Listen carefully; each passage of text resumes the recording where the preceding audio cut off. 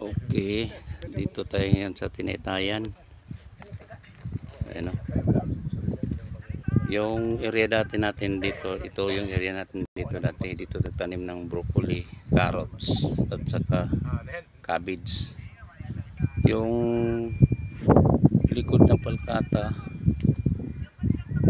hindi pa nagalaw yan na area natin. 6 hektarya yan, hindi pa nagalaw yan. Reserva lang yan. Ngayon pag makapira tayo ulit ng malaki, dyan tayo mag-garden. Yan o. Yan. Ito yung bundok nila dito. Bundok nila sa Tinaytayan. Tinaytayan sakop sa Talakag, Bukidnon. Ito barangay Tinayta, sakop sa barangay San Miguel Sitio, Tinaytayan.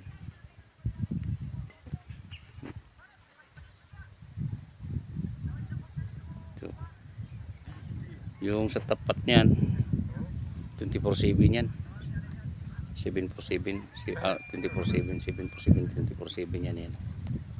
Yan.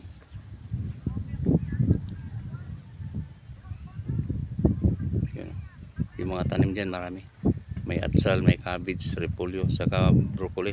Yung sa harap natin broccoli yan.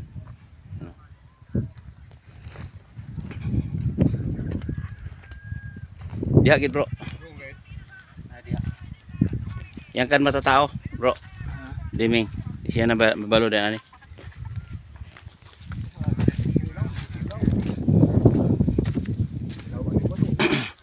Unsay ko na ni sa una bro, din hinag. Kani kon alay naman ni mga kuan ni ang edad ani mga 40 taon na ni siguro. Mo ba? Kurang sakto niya nga kuan tung una di ani.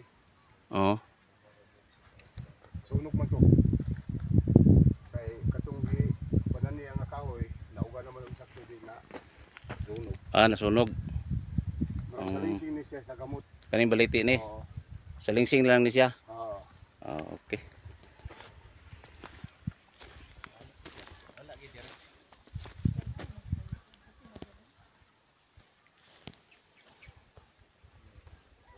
Itong mga garden dito, maliliit lang na garden to, pero pag tumama to, laking pera. Yung nakaraang buwan, maraming nakabili ng bunggo dito.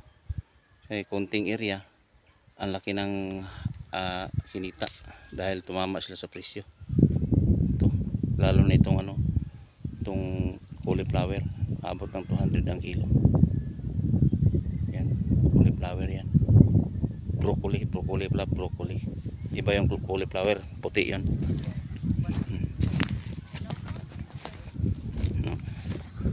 Ito yung broccoli. Ito malapit na to. Isang linggo to, ma-harvest na to eh. Ayan o. Nag-umpisa na o.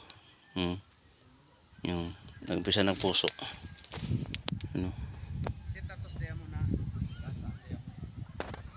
Okay, thank you mga kabro. Salamat.